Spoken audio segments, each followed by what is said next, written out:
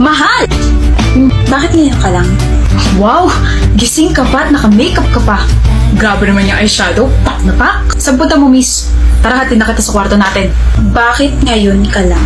Scary mo naman, asawa ko. Nagsabi ako kanina, di ba? I'll go out with my friends. O, di ba English yun? Sabi mo pa nga. Sure, Erson. Have fun. Alam mo ba kung ano oras na? Bakit hindi mo tignan dyan sa relo mo? Ubus na ba battery? Deserve. Pinipiloso po mo ba ako, Erson? Oh, no, ma'am, no! Magpaliwanag ka. Kaninang 1 p.m., sabi ko aalis. Hindi na pala. Ayoko na makinig sa paliwanag mo. Look, bilis talaga magbago ng mood ng mga babae. What did you say? Ah, sabi ko po, hala, ang ganda naman ng eyeshadow mo tonight, Miss Heart. Sino si Miss Hart? Kabit mo? Iba talaga kapag hindi active sa social media. Ano? Yung sa TikTok asawa ko. Yung, Nandito na naman si Miss Hart. May bago na naman siyang kliyente. napapangiti na yun. Nakakainis ka. Kunwari nga galit ako kasi late ka umuwi. Tapos kunwari nag-overthink ako para suyuin mo ako. Araw-araw at gabi-gabi naman kitang sinusuyo, mahal ah. Babe, masyadong healthy yung relationship natin. Kahit maggalit-galitan ka dyan, matutunaw pa rin yan dahil gwapo asawa mo eh. La, kikiligin na ako sabay ganun. Ah, nagsisinungaling ako? May sinabi ba ako? Sobrang gwapo mo kaya. Ganda ng mga mata mo. Sarap titigan. Actually, yung buong mukha mo nakakatunog. Alam mo, what? Imbis na ikaw ang kiligin, naging ako naman. Baby, kasumi naman eh. Baby, you're my sun and moon. Ano yun? Wala. Yee! Ba't ka nga pala naka-makeup? Wala lang. Ganito mga napapanood ko sa teleserye kapag umuwi ng late yung mga asawa nila. Lagi sila naka-makeup tapos nakaka-intimidate. Ganon. Tigilan mo na yung B.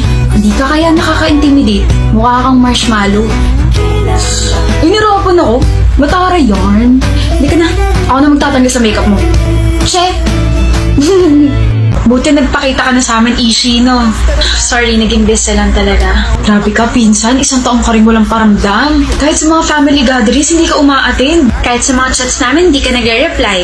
Tapos bihira ka lang namin makita mag-post sa social media. Uy, pero I miss you ha. My favorite cousin is finally here. Bakit ba kasi hindi ka nagparamdam? Ako. Alam ko na kung bakit, Ishi. Bakit? Nabuntis ka, no?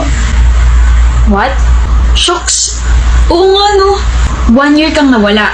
Tapos sa ibang bansa ka pa nagstay. Tama nga si mama, ikaw unang magkakaanak. Pinagchichismisan niyo ako?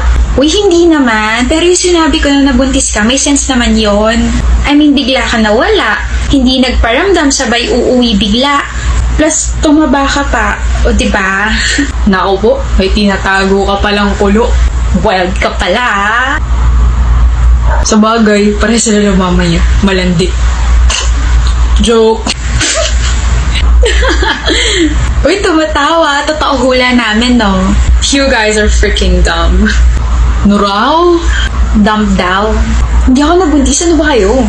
Nag-aral lang ako the whole year para makakuha ng scholarship sa isang university sa Canada. And guess what? I got in. Ang galing mo naman. Oh, bakit parang di na kayo makatingin sa akin? Nahihiya kayo, no? Ishi, sorry. Okay lang. Naiintindihan ko naman na medyo tanga kayo. Tanga? Sumusobra ka na. Grabe ka naman. Both of you insulted me first. Dinawin niyo pa nanay ko na kamag-anak niyo rin. O sasabihin niyo sumusobra na ako? Lumiliit ba yung utak ninyo? Ishi, ano ba? Tumigil ka na. Shut up, Andy. Muntik ka na rin mademanda dahil sa nasuntok mo ah. Tsaka maawa ka naman sa mama mo na hina-high blood na dahil sa pagkakating classes mo. Sana hindi ka na lang umuwi. Nga pala, kamusta pag-aaral mo, Yenny? Suspended ka raw ah. Ano nga ulit yung ginawa mo? Nahulihan ka ng kodigo habang nag-e-exam. Hayop ka. Talak lang ng talak. Mas mainit talaga kapag walang laman ng lata, no?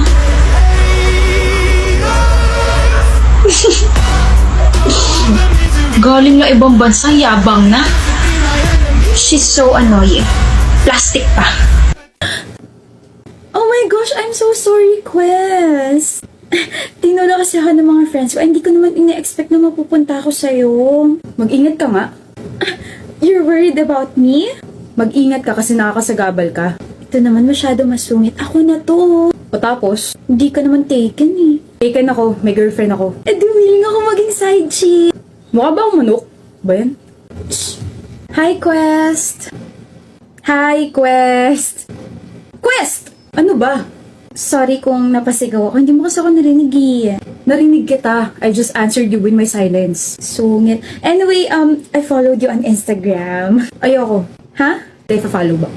May fina-follow ka rin naman na. Girlfriend ko yung fina-follow ko, okay na. Feeling famous ka naman dyan. Dali na! Parang hindi naman tayo blockmates eh. We're blockmates? Hindi mo alam? Hindi. Hindi kita kilala. Hello? OMG, si Quest ba to? Sino to? OMG, gwapo ng boses mo!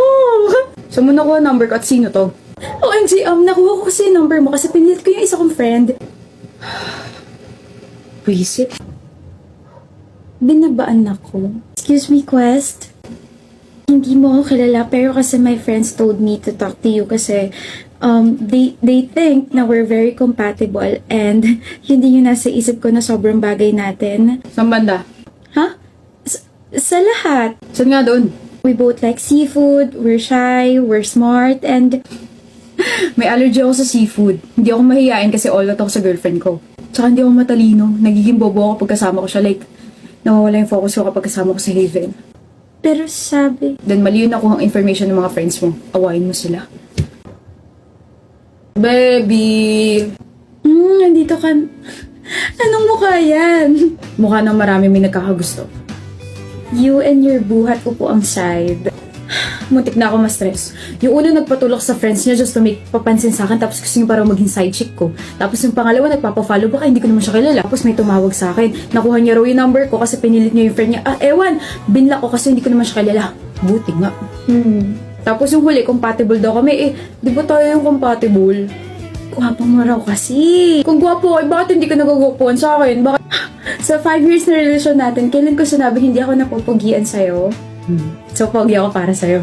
Malamang boyfriend kita eh. Ay, so nung naliligaw ako sa'yo, hindi ako gwapo, Haven? You're twisting my words, Quest. Bakit natatawa ka lang? Hindi ka ba nagsaselos na maraming gumaganon sa akin? At ako magsaselos ko, hindi mo naman ako binibigyan na rason para magselos. I mean, you're literally ignoring every girl na nagkakagusto sa'yo. Plus, you always talk about what happened sa araw mo. That's enough assurance para hindi ako mag-overthink. Tsaka alam mo, napansin ko, ang sungit-sungit mo sa iba, ang suplada mo sobra. Look, suplado rin naman ako sa'yo dati ha. Suplado? Hindi mo nga natuloy yung pagiging suplado mo sa akin kasi na-crush at first sight ka sa akin. Ano ba? Tumingin ka nga sa dinadaanan mo. At nagtaray ka pa talaga ha. Wala kang kasalanan. Ako ng lahat. Kahit pumatay ka man ng ibis, nandito ako para saluhin yung kasalanan mo. Baliw.